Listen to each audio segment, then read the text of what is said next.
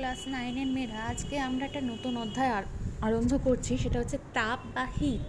এর আগে আমরা তাপ সম্পর্কে ক্লাস 7-এ, ক্লাস 8-এ এর আগে আলোচনা করেছি। আমরা জানি যে তাপ কী আমরা আরেকবার সেটা বলে নিই যে তাপ হলো এক প্রকারের শক্তি যা গ্রহণে বস্তু উত্তপ্ত হয় এবং বর্জনে বস্তু ঠান্ডা হয়, মানে শীতল হয়।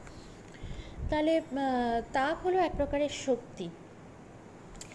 এবার এটা যদি কোনো বস্তু গ্রহণ করে, তাপশক্তি গ্রহণ করে, তাহলে সেই বস্তুটা গরম হয়ে যায়, তার উষ্ণতা বাড়ে, এটা আমি দেখেছিলাম।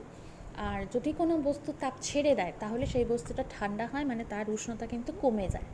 কিন্তু যদি পদার্থের অবস্থার পরিবর্তন হয় তাপ গ্রহণে বা বর্জনে, তাহলে সেই ক্ষেত্রে কিন্তু উষ্ণতা অপরিবর্তিত থাকে। এটা আমরা জানি যে পদার্থের আমরা 3টা অবস্থার কথা পড়েছিলাম, কঠিন, তরল আর গ্যাসীয় বা বাষ্পীয়। এবার এই কঠিন থেকে তরল, এই সময় যে অবস্থার পরিবর্তনটা যে হচ্ছে কঠিন থেকে তরল, তাহলে সেইখানে কিন্তু অবস্থার পরিবর্তনে তাপ গ্রহণ হচ্ছে, কিন্তু সেই ক্ষেত্রে উষ্ণতা কিন্তু অপরিবর্তিত থাকছে, উষ্ণতার কোনো পরিবর্তন হচ্ছে না। এই তাপটাকে আমরা আবার একটা বিশেষ নামে চিনি, সেটা হচ্ছে লীন তাপ। তাহলে তাপ নানা রকমের হতে পারে। এটা বোধগম্য তাপ, আমি যেই তাপটা গ্রহণে বস্তু উত্তপ্ত হচ্ছে মানে তার উষ্ণতা বাড়ছে, এবং যেটা বর্জনে বস্তু ঠান্ডা হচ্ছে মানে তার উষ্ণতা কমছে, এই তাপটাকে আমরা বলছি বোধগম্য তাপ, যেটা আমি অনুভূতির সাহায্যে বুঝতে পারি। আর লীন তাপটা কি? লীন তাপ হচ্ছে, আমরা পরেও এটা ডিটেলে আলোচনা করব, যে পদার্থের অবস্থার পরিবর্তনে যে তাপ বা যে গ্রহণ বা বর্জন হয় সেইখানে কিন্তু বস্তুর উষ্ণতা অপরিবর্তিত থাকছে, সেক্ষেত্রে সেই তাপটাকে আমরা বলছি লীন তাপ। সেটা আমরা পরে ডিটেলে একটু আলোচনা করব। তাহলে আমরা এখানে তাপের একক, এবার তাপের একক কি হয়? তাপের একক আমরা জানি যে দুরকম, আমি সিজিএস একক বলতে পারি একটা। সিজিএস পদ্ধতিতে তাপের একক হচ্ছে কি ক্যালোরি, আর এসআইতে একক হচ্ছে গিয়ে জুল। ঠিক আছে, এই হচ্ছে আমার তাপের দুটো একক। আমরা এর মধ্যে 1 ক্যালোরি তাপ কাকে বলে সেটাও আমরা জানি, একক পরিমাণ তাপ কাকে বলে। যে 1 গ্রাম বিশুদ্ধ জলের উষ্ণতা 1 ডিগ্রি সেলসিয়াস বৃদ্ধি করতে যে পরিমাণ তাপ প্রয়োজন তাকেই আমরা 1 ক্যালোরি তাপ বলি। আচ্ছা, তাহলে এই হলো আমাদের তাপ কী এবং তাপের একক সম্পর্কে আলোচনা। এবার তাপের বহিঃপ্রকাশ কিভাবে ঘটতে পারে? এই আগের কথাগুলোর সূত্র ধরেই বলা যায় যে তাপ প্রয়োগ করলে যদি পদার্থের অবস্থার পরিবর্তন না হয় তাহলে সেখানে বস্তুর উষ্ণতা বাড়ে। আবার তাপ বর্জনে কি হয়? তাপের যদি ছেড়ে দেয় তাহলে বস্তুর উষ্ণতা হ্রাস পায়। আর একটা হতে পারে যে যখন অবস্থার পরিবর্তন হতে পারে, সাধারণত আমার দেখা যায় যে পদার্থের 3 রকম অবস্থা, কঠিন, তরল আর গ্যাসীয়, 3 রকম ভৌত অবস্থায় পদার্থকে পাওয়া যায়। তাপ প্রয়োগ করলে সেই ক্ষেত্রে কঠিন পদার্থ তরলে পরিণত হতে পারে, সেখানে উষ্ণতা অপরিবর্তিত থাকছে। তরল পদার্থকে যদি তাপ প্রয়োগ করি সেটা বাষ্পে পরিণত হতে পারে, সেখানেও উষ্ণতা অপরিবর্তিত থাকে। আবার বাষ্প থেকে যদি আমি তাপ নিষ্কাশন করি, তাপ বর্জনে, সেটা তরলে পরিণত হয়, সেখানেও উষ্ণতা অপরিবর্তিত থাকে। আর তরল পদার্থ থেকে তাপ নিষ্কাশন করলে আমরা সেখানে দেখি এটা কঠিনে পরিণত হচ্ছে, সেখানেও কিন্তু উষ্ণতা অপরিবর্তিত থাকে। তাহলে তাপ প্রয়োগে বা তাপ নিষ্কাশনে আমরা যদি বলি যে পদার্থের অবস্থার পরিবর্তন হচ্ছে, তাহলে সেখানে কিন্তু উষ্ণতার কোনো রকম পরিবর্তন সেখানে ঘটছে না। আর একটা বহিঃপ্রকাশ হতে পারে, অনেক সময় দেখা যায় তাপ প্রয়োগে আমরা কিন্তু পদার্থের রাসায়নিক পরিবর্তন ঘটাতে পারি। যেরকম আমরা জানি যে ধরো পারদকেই আমি ধরো প্রচণ্ডভাবে উত্তপ্ত করছি বাতাসে, তাহলে সেখানে কিন্তু মার্কিউরিক অক্সাইড উৎপন্ন হচ্ছে। ঠিক আছে, সেখানে ক্যালসিয়াম কার্বনেটের মতো পদার্থ, সেটাকে যদি আমি তাপ প্রয়োগ করি তাহলে সেটা ভেঙে গিয়ে কি হয়? Calcium oxide, carbon die oxide তৈরি হয়। তাহলে এইটা কিন্তু তাপের প্রভাবে রাসায়নিক পরিবর্তনের একটা উদাহরণ, যেখানে তাপ প্রভাবক হিসেবে কাজ করছে, বিক্রিয়াটাকে প্রভাবিত করছে। আর একটা হতে পারে আমরা তোমার চৌম্বক ধর্মের যে পরিবর্তন, এটাও আমরা ক্লাস 7-এ দেখেছিলাম যে চুম্বক সেগুলো লোহা, নিকেল বা কোবাল্টকে আকর্ষণ করার একটা ক্ষমতা থাকে। এবার চুম্বককে যদি আমি উত্তপ্ত করতে থাকি তাহলে একটা নির্দিষ্ট উষ্ণতার ওপরে কিন্তু চুম্বকটার চৌম্বক ধর্ম পুরোপুরি নষ্ট হয়ে যায়। এই উষ্ণতাটাকে আমরা বলছি 20 বিন্দু, যার ওপরে উষ্ণতা পৌঁছে গেলে, উত্তপ্ত করতে করতে ওই 20 বিন্দুর ওপরে যদি আমি উষ্ণতাটা পৌঁছে দিই, চৌম্বকটার কিন্তু চৌম্বকত্ব আর থাকে না। হতে পারে। আচ্ছা, আরও হতে পারে আলোক শক্তির সৃষ্টি হতে পারে। আমি যদি প্ল্যাটিনামের একটা তারকে উত্তপ্ত করি তাহলে সেখানে কিন্তু আলো, মানে প্ল্যাটিনাম তারটা উত্তপ্ত হয়, আলো বিকিরণ করে। ঠিক আছে, তাহলে সেখানে একটা তাপের প্রভাবে আলোক শক্তি সৃষ্টির একটা ঘটনা। দহন হতে পারে, কাগজ বা কেরোসিন এই ধরনের যে দাহ্য পদার্থগুলো, সেগুলোকে আমি যদি অগ্নিসংযোগ করি তাহলে তাপ প্রয়োগে সেটা কী হচ্ছে, জ্বলে উঠছে, সেটা হতে পারে। তাহলে এত রকমভাবে কিন্তু তাপের বহিঃপ্রকাশ ঘটতে পারে।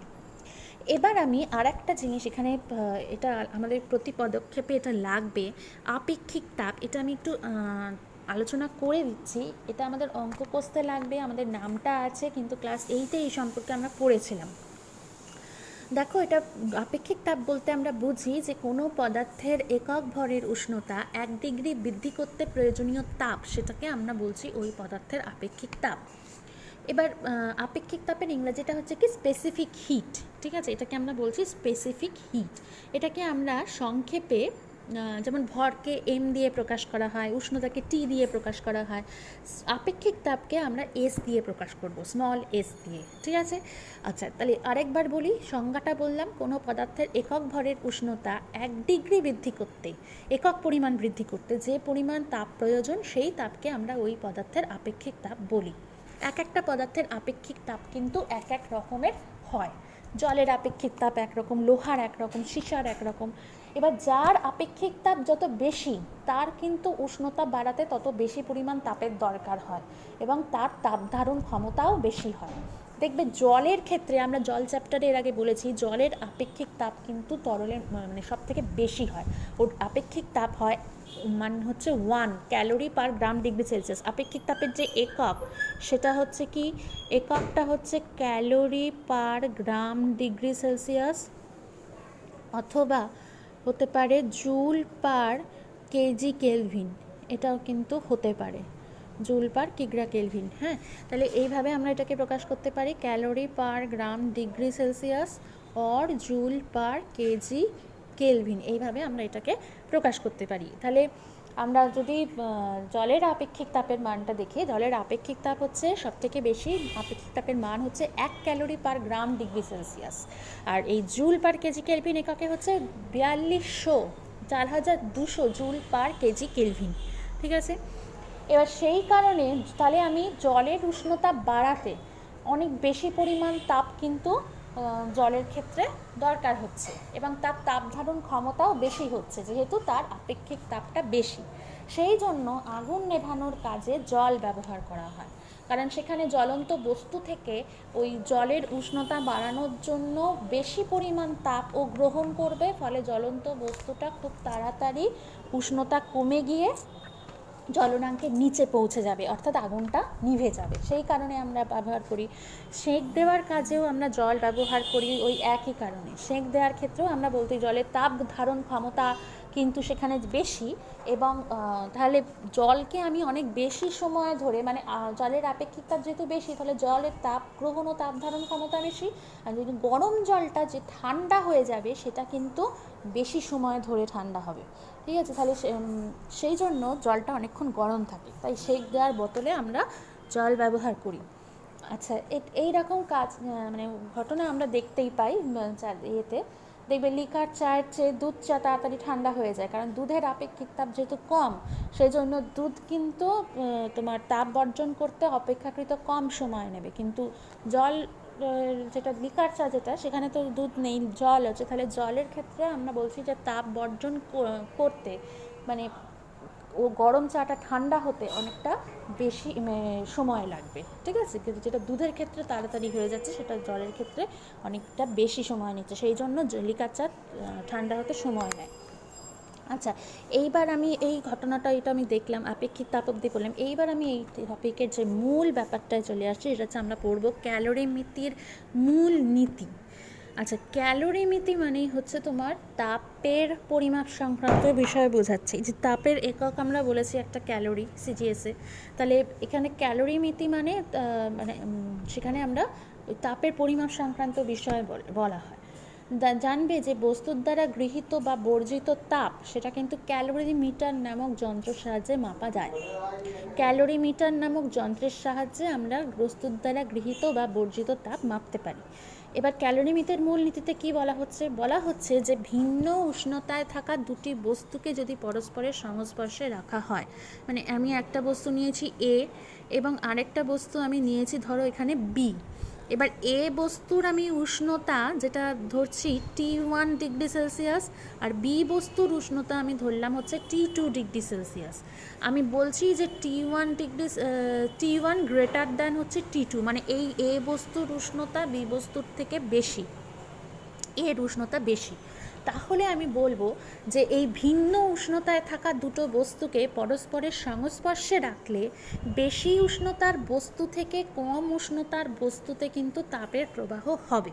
এখানে এ বস্তু থেকে বি এর দিকে কিন্তু তাপের প্রবাহ হবে। ঠিক আছে, তাপের প্রবাহ হচ্ছে যে বস্তুর উষ্ণতা বেশি, দেখো T1 ডিগ্রি সেলসিয়াস এইটা বেশি, এইটা কম উষ্ণতার, তাহলে T1 ডিগ্রি সেলসিয়াসের দিক থেকে T2 ডিগ্রি সেলসিয়াসের দিকে তাপের প্রবাহ হবে, মানে এ বস্তু থেকে বি বস্তুর দিকে তাপের প্রবাহ হবে। কতক্ষণ এই প্রবাহটা চলতে থাকবে? ততক্ষণ চলবে যতক্ষণ না দুটো বস্তুর উষ্ণতা সমান হয়ে যাচ্ছে। এটা অনেক সময়তেই হয়, দেখবে অনেক সময় আমরা একদম কনকনে ঠান্ডা জলের সঙ্গে, যার উষ্ণতা খুবই কম, তার সঙ্গে আমি ফুটন্ত জল মিশিয়ে দিতে পারি, এবং সেখানে এমন মিশ্রিত একটা জল আমি ওখানে তৈরি করছি যেখানে কিনা দুটো জল মিশিয়ে আমি এমন মিশ্রণটা তৈরি করলাম যে জলটা হয়তো আমি হাত দিতে পারবো, মানে আমাদের সহন মাত্রার মধ্যে থাকবে। ফুটন্ত জলটা দিয়ে, মানে গরম জলে স্নান তো আমরা অনেকেই করি শীতকালে, দেখবে ফুটন্ত গরম জল দিয়েও আমরা স্নান করতে পারি না, কনকনে ঠান্ডা ফ্রিজের জল দিয়েও আমরা স্নান করতে পারি না। কিন্তু এই দুটো জল ধরো তোমার কাছে রয়েছে, তুমি এই কী করলে, একটা আলাদা পাত্রে এই দুটো জলকে তুমি মিশিয়ে দিলে, তখন হয়তো দেখা যাবে যে সেই জলটা মিশ্রণের উষ্ণতাটা মাঝামাঝি জায়গায় এসেছে। ওই ঠান্ডা জলের তাপ গ্রহণ হয়েছে, ঠান্ডা জল তাপ গ্রহণ করেছে, গরম জল যেটা ফুটন্ত জল সেটা তাপ বর্জন করেছে। এইভাবে ওদের মধ্যে তাপের প্রবাহ চলেছে, এবং একটা সময় যখন ওই মিশ্রণের উষ্ণতাটা সমান হয়ে গেছে, মানে একটা তাপীয় সাম্যাবস্থা ওখানে সৃষ্টি হয়েছে, যার ফলে সেটা আমাদের সহন মাত্রার মধ্যে থাকছে, আমরা সেটা গায়ে দিলে আমাদের না খুব গরম লাগছে না খুব ঠান্ডা লাগছে। তাহলে এই ঘটনাটা ঘটবে যে যতক্ষণ না বস্তু দুটোর উষ্ণতা সমান হবে ততক্ষণ এই তাপের প্রবাহটা চলবে। এবার এখানে বলা হচ্ছে যে বস্তু সংস্থা, মানে এই বস্তুগুলোর সঙ্গে পারিপার্শ্বিক পরিবেশের যদি কোনো রকম তাপের আদান প্রদান না হয়, মানে এইখান থেকে তাপ ও বাইরে কোনোভাবে ছেড়ে দিচ্ছে না, বাইরে থেকে তাপ এর মধ্যে ঢুকছে না, এই রকম ঘটনাটা যদি হয়, তখন আমরা বলতে পারবো যে উষ্ণ বস্তু দ্বারা বর্জিত তাপ সমান হচ্ছে শীতল বস্তু দ্বারা গৃহীত তাপ। মানে এ বস্তু কতখানি তাপ বর্জন করেছে, এটা এ বস্তু তো তাপ ছাড়ছে, তাহলে এ বস্তুর বর্জিত তাপ সমান হচ্ছে বি বস্তুর গৃহীত তাপ। ঠিক আছে, এই ব্যাপারটা আমরা এখানে তাহলে বলতে পারি। ঠিক আছে, বি বস্তুর গৃহীত তাপ। আচ্ছা, তাহলে আমি এখানে বলছি আরেকবার ক্যালোরিমিটার মূলনীতিটা আমরা একটু ঝালিয়ে নিই। বলছি যে ভিন্ন উষ্ণতায় থাকা দুটি বস্তুকে পরস্পরের সংস্পর্শে রাখলে বেশি উষ্ণতার বস্তু থেকে কম উষ্ণতার বস্তুতে তাপের প্রবাহ হবে। এই প্রবাহ ততক্ষণ চলতে থাকবে যতক্ষণ না বস্তু দুটির উষ্ণতা সমান হয়, এবং বস্তু সংস্থা ও পারিপার্শ্বিকের মধ্যে তাপের আদান প্রদান না হলে উষ্ণ বস্তু দ্বারা বর্জিত তাপ সমান শীতল বস্তু দ্বারা গৃহীত তাপ হবে। এইটাই হচ্ছে কিন্তু ক্যালোরিমিতির মূল নীতি। এইখানে তোমাকে এই কথাটা অবশ্যই লিখতে হবে যে বস্তু সংস্থা ও পারিপার্শ্বিকের মধ্যে তাপের আদান প্রদান না হলে উষ্ণ বস্তু দ্বারা বর্জিত তাপ সমান শীতল বস্তু দ্বারা গৃহীত তাপ। ঠিক আছে, তাহলে এই শর্ত ছাড়া কিন্তু, এটা একটা গুরুত্বপূর্ণ শর্ত ক্যালোরিমিতির মূল নীতির, এটা না লিখলে কিন্তু তোমার কোনোভাবেই নীতিটা সঠিক হলো না। হলো, তাহলে এই ব্যাপারটা আমরা এখানে দেখলাম। এটা প্রশ্ন আসে যে ক্যালোরিমিটার মূল নীতিটি লেখো, যদি শর্ত চায় তখন তো শর্ত লিখতেই হবে, যদি শর্ত না চায় তখনও শর্ত লিখতে হবে, কারণ শর্ত ছাড়া ক্যালোরিমিটার মূল নীতি লেখা সম্ভব নয়। এবার ক্যালোরিমিটার মূল নীতির শর্তাবলী, প্রয়োগের শর্তাবলী। একটা গুরুত্বপূর্ণ শর্ত তো আমি বললামই যে বস্তু সংস্থা ও পারিপার্শ্বিকের মধ্যে কোনো রকম তাপের আদান প্রদান হবে না, এটা একটা গুরুত্বপূর্ণ কথা। দ্বিতীয় কথা হচ্ছে বস্তু সংস্থায় যে দুটো বস্তু, যে বস্তুগুলো থাকছে তাদের মধ্যে কোনো রাসায়নিক বিক্রিয়া হচ্ছে না, মানে এ আর বি বস্তুকে আমি যদি পাশাপাশি রেখেছি সংস্পর্শে, ওদের মধ্যে কিন্তু কোনো রাসায়নিক বিক্রিয়া ঘটা চলবে না। এমনকি বস্তু সংস্থায় যদি কোনো কঠিন ও তরল পদার্থও থাকে, একটা কঠিন পদার্থ হলো একটা তরল পদার্থ, ধর একটা গরম লোহার বলকে আমি জলের মধ্যে ফেলেছি, তাহলে সেখানে কি হলো, লোহাটা কঠিন আর জলটা হচ্ছে তরল, তাহলে সেই কঠিন তরলে যদি থাকে তাহলে কঠিন পদার্থটা কিন্তু ওই তরলে কখনোই দ্রবীভূত হবে না। এই তিনটে হচ্ছে আমাদের ক্যালোরিমিতি প্রয়োগের মূল শর্ত। বস্তু সংস্থা ও পারিপার্শ্বিকের মধ্যে তাপের আদান প্রদান হবে না। দ্বিতীয় কথা হচ্ছে বস্তু সংস্থায় থাকা পদার্থগুলির মধ্যে কোনো রাসায়নিক বিক্রিয়া ঘটবে না। এবং তৃতীয় কথা হচ্ছে যদি বস্তু সংস্থায় একটা কঠিন ও তরল পদার্থ থাকে তাহলে কঠিন পদার্থটি কোনো অবস্থাতেই ওই তরলে দ্রবীভূত হবে না। এই 16 ক্যালোরিমিতি নীতি প্রযোজ্য হওয়ার মূল যে শর্তাবলী, এই শর্ত ছাড়া কিন্তু ক্যালোরিমিতির মূল নীতি লেখা সম্ভব নয়। ঠিক আছে, এবার আমি এর গাণিতিক রূপটা কীরকম হবে সেটা একটুখানি আমরা আলোচনা করছি। এখানে আমরা একটু ব্যাপারটা বুঝিয়ে দিয়েছি। এবার আমি আরেকটু ডিটেলে যাই। আমি আরেকবার বলে দিই যে আমি এ বস্তু আর বি বস্তু এই দুটোকে আমি পরস্পরের সংস্পর্শে রেখেছি। এবার এ বস্তুর আমি ভর ধরে নিচ্ছি, আমি এখানে ধরে নিচ্ছি যে এ বস্তুর ভর হচ্ছে m1। ঠিক আছে, এ বস্তুর ভর আমি ধরে নিলাম হচ্ছে m1 আর বি বস্তুর ভর আমি ধরে নিচ্ছি হচ্ছে m2। এটা আমি ধরে নিলাম। দুটো আলাদা আলাদা ভরের বস্তু রয়েছে, তাদের ভরটা আমি জানি। উষ্ণতা আমি ধরে নিয়েছি, প্রথমটা T1 ডিগ্রি সেলসিয়াস, দ্বিতীয়টা হচ্ছে T2 ডিগ্রি সেলসিয়াস। তাহলে T1 গ্রেটার দ্যান T2, এটা আমি বলেছি যে এই এ বস্তুর উষ্ণতা বি বস্তুর থেকে বেশি। এবার দুটোকে আমি পরস্পরের সংস্পর্শে আনছি। এ থেকে বিতে তাপের প্রবাহ হচ্ছে, বলেছি যে ততক্ষণ তাপের প্রবাহটা চলবে যতক্ষণ না পর্যন্ত দুটো বস্তুর উষ্ণতা সমান হয়ে যাচ্ছে। তো আমি সেই মাঝারি একটা উষ্ণতা যে উষ্ণতায় পৌঁছবে ফাইনালি, সেটা হচ্ছে কি বেশি উষ্ণতার বস্তু এবং কম উষ্ণতার বস্তুর মাঝামাঝি একটা উষ্ণতা। বুঝলে, এই দুটো উষ্ণতার মাঝামাঝি একটা উষ্ণতা, আমি মনে করছি এটা টি উষ্ণতায়, মাঝারি উষ্ণতাটায় পৌঁছলো। তাহলে আমি টিকে আমি এখানে বলছি হচ্ছে কি, দেখো T1 থেকে ছোট, T1 থেকে কম, আবার T2 থেকে বেশি। ঠিক আছে, তাহলে এই দুটো উষ্ণতার মাঝামাঝি একটা উষ্ণতা এটা পৌঁছবে। তাহলে আমি অন্তিম উষ্ণতা আমি ধরে নিয়েছি এখানে T ডিগ্রি সেলসিয়াস। আমি শুধু টি এককটা বাদ দিয়ে আমি এটা ডিগ্রি সেলসিয়াস না লিখে আমি এটা কেলভিনেও লিখতে পারতাম। ঠিক আছে, তাহলে আমি এখানে ধরে নিলাম। আচ্ছা, এইবার আমি এটাকে বাদই দিচ্ছি, আমি সেলসিয়াস লিখছি না। এটা কেলভিনেও থাকতে পারে, ভরটা কেজিতেও থাকতে পারে, তাহলে আমি এটা এসআইতেও করতে পারি। তো আমি উষ্ণতা T1 আর T2 ধরেছি, আর অন্তিম উষ্ণতা ধরে নিলাম T1 গ্রেটার দ্যান T2। এবার তাহলে আমি এ আর বি বস্তুর আপেক্ষিক তাপও আমি ধরে নিচ্ছি। এ বস্তুর ক্ষেত্রে আমি আপেক্ষিক তাপ ধরছি হচ্ছে S1, আপেক্ষিক তাপ আমি ধরে নিলাম হচ্ছে S1, আর বি বস্তুর ক্ষেত্রে আপেক্ষিক তাপ হচ্ছে S2।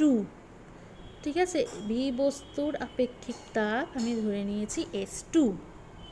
তাহলে এ বস্তু তাপ বর্জন করেছে। এবার এ বস্তুর বর্জিত তাপের পরিমাণ কত?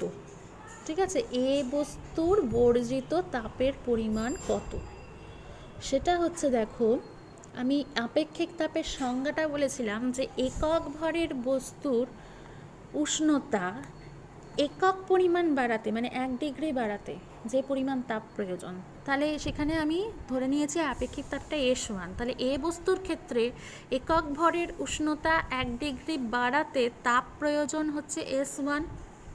তাহলে M1 ভরের বস্তুর তাপ M1 ভরের বস্তুর উষ্ণতা আমি কতটা বাড়াচ্ছি? উষ্ণতা বাড়াচ্ছি, দেখো T1 ছিল ওর প্রাথমিক উষ্ণতাটা, সেখান থেকে আমি করেছি হচ্ছে T, অন্তিম উষ্ণতা এসেছে T। তাহলে সেখানে আমি বলতে পারি, দেখো তো বর্জিত তাপের পরিমাণটা এরকম হবে, M1 গুণ হচ্ছে S1 গুণ হচ্ছে T1 মাইনাস T, এরকম একটা ব্যাপার হবে, তাই তো। তাহলে একক ভরের বস্তুর উষ্ণতা 1 ডিগ্রি বাড়াতে প্রয়োজনীয় তোমার ছিল S1 পরিমাণটা, এখানে বর্জিত করছি তাপটা, তাহলে একক ভরের উষ্ণতা 1 ডিগ্রি কমাতেও বর্জিত তাপ হচ্ছে S1। ঠিক আছে, একক ভরের উষ্ণতা 1 ডিগ্রি কমাতেও বর্জিত তাপ হচ্ছে S1। তাহলে M1 ভরের ক্ষেত্রে আমি যখন উষ্ণতা কমাচ্ছি T1 মাইনাস টি, আগে ছিল T1, সেখান থেকে আমি টিতে নিয়ে এলাম অন্তিম উষ্ণতা টি, তাহলে সেখানে বর্জিত তাপের পরিমাণটা কত? M1 into S1 into T1 minus টি, এইটা হচ্ছে কিনা আমাদের এখানে বর্জিত মোট তাপের পরিমাণ। এবার বি বস্তুর ক্ষেত্রে কি হবে? বি বস্তুর ক্ষেত্রে কিন্তু তাপও গ্রহণ করছে, তাহলে বি বস্তুর গৃহীত তাপের পরিমাণ হবে কি? একক ভরের বস্তুর ক্ষেত্রে 1 ডিগ্রি উষ্ণতা বাড়াতে গৃহীত তাপের পরিমাণ দেখো S2, তাহলে M2 ভরের ক্ষেত্রে আমি উষ্ণতা কতটা বাড়াচ্ছি এখানে দেখো T2 থেকে, মানে আমি হ্যাঁ T2 থেকে আমি বাড়াচ্ছি হচ্ছে দেখো টিতে নিয়ে আসছি, T2টা কম ছিল, T2 থেকে আমি টিতে নিয়ে আসছি, তাহলে উষ্ণতা বাড়ানো হচ্ছে কত? টি মাইনাস T2 এইটা, তাহলে আমি M2 ভরের উষ্ণতা টি মাইনাস T2 পরিমাণ বাড়াতে যে তাপ গৃহীত হচ্ছে সেটার মান হচ্ছে এইটা। এইবার আমি বলছি যে তাপীয় সাম্যাবস্থায়, তাপীয় সাম্যাবস্থায় সেখানে আমি কি লিখতে পারি? আমি এখানে লিখতে পারি যে এ বস্তুর বর্জিত তাপ সমান সমান বি বস্তুর গৃহীত তাপ, অর্থাৎ M1 S1 T1 minus T equal to লিখছি M2 S2 T minus T2। ঠিক আছে, এই সম্পর্কটা কিন্তু আমরা এখানে লিখতে পারি এবং এই সম্পর্কটা আমরা বিভিন্ন গাণিতিক সমস্যা সমাধানের ক্ষেত্রেও কাজে লাগাবো। দেখো, একটি বস্তুর ভর গুণ তার উপাদানের আপেক্ষিক তাপ গুণ হচ্ছে তার ক্ষেত্রে আমি কতটা উষ্ণতা কমিয়েছি, মানে যে বর্জন করছে তাপ, সমান হচ্ছে কি দ্বিতীয় বস্তুর ভর গুণ তার উপাদানের আপেক্ষিক তাপ গুণ হচ্ছে তার উষ্ণতা কতটা আমি বাড়ালাম, উষ্ণতা বৃদ্ধি, তাহলে এইটা হচ্ছে তার দ্বারা গৃহীত তাপ। এবার আমি একটা গাণিতিক প্রশ্নে চলে আসছি। এখানে দেখো 1 নম্বরের একটা দিয়েছি যে 80 ডিগ্রি সেলসিয়াস উষ্ণতা 2 কেজি জলের সঙ্গে 25 ডিগ্রি সেলসিয়াস উষ্ণতা 8 কেজি জল মেশানো হলো, মিশ্রিত জলের উষ্ণতা কত হবে? তাহলে এখানে আমাকে দেখো আমি দুটোই আমি জলের ক্ষেত্রে আপেক্ষিক তাপ অঙ্কে বলে দেবে না, জলের আমি জানি যে আপেক্ষিক তাপ হচ্ছে তোমার 1 calorie per gram degree Celsius বা 4200 জুল পার কেজি কেলভিন। এবার এখানে আমি জলের ক্ষেত্রে আমি দুটো জল, তাহলে গরম জল আর ঠান্ডা জল বলছি, আমি লিখছি গরম জলের ভর হচ্ছে M1 ইকুয়াল টু কত বলেছে এখানে দেখো, এইটার উষ্ণতা বেশি 80 ডিগ্রি সেলসিয়াস, তাহলে এটাই গরম জল, এটা হচ্ছে 2 কেজি সমান, এটাকে আমি গ্রামে যদি নিয়ে যাই তাহলে 1000 দিয়ে গুণ করে দেখো 2000 গ্রাম আসবে। আর গরম জলের ক্ষেত্রে উষ্ণতা কত বলেছে? উষ্ণতা বলেছে হচ্ছে তোমার 80 ডিগ্রি সেলসিয়াস, তাই তো, তাহলে T1 ইকুয়াল টু হচ্ছে 80 ডিগ্রি সেলসিয়াস। আবার ঠান্ডা জলের ক্ষেত্রে আমি এখানে ভর বলছি M2 ইকুয়াল টু হচ্ছে 8 কেজি ইকুয়াল টু 8000 গ্রাম আসছে এখানটায়।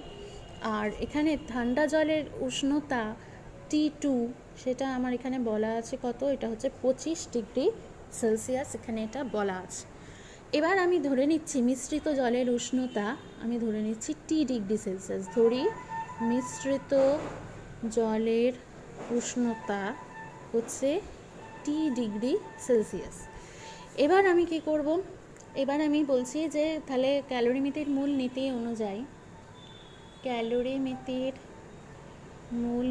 অনুযায়ী আমি লিখতে পারি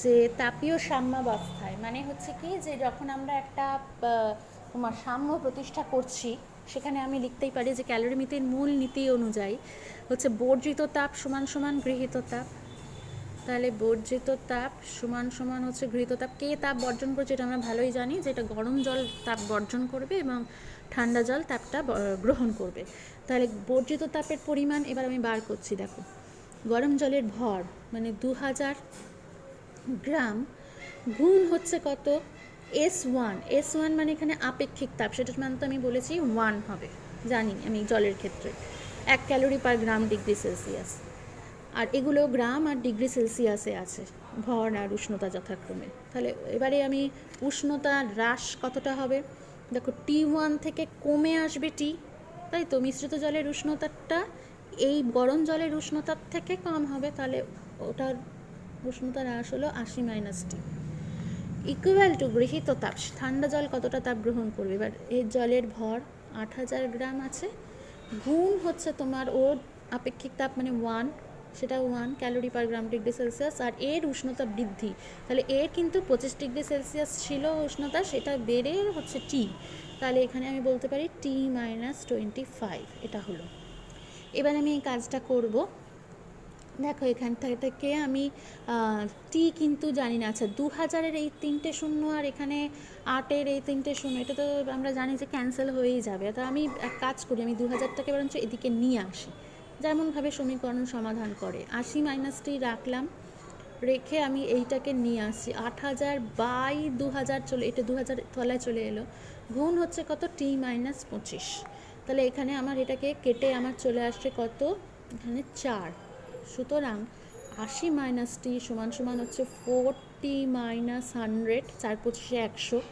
সুতরাং এবার আমি এই 40টাকে এদিকে আনছি, তাহলে -T - 40 ইকুয়াল টু হচ্ছে -100 - 80, অর্থাৎ -5T equal to -180, minus minus cancel হয়ে গেল, তাহলে সুতরাং কি আসছে দেখো, টি সমান সমান 180/5, তাহলে এটা আসছে দেখো 36, টি সমান 36, অর্থাৎ আমি এখানে মিশ্রিত জলের উষ্ণতা পাচ্ছি কত, 36 ডিগ্রি সেলসিয়াস। এটাই হচ্ছে উত্তর, মিশ্রিত জলের উষ্ণতা পাচ্ছি আমি 36 ডিগ্রি সেলসিয়াস।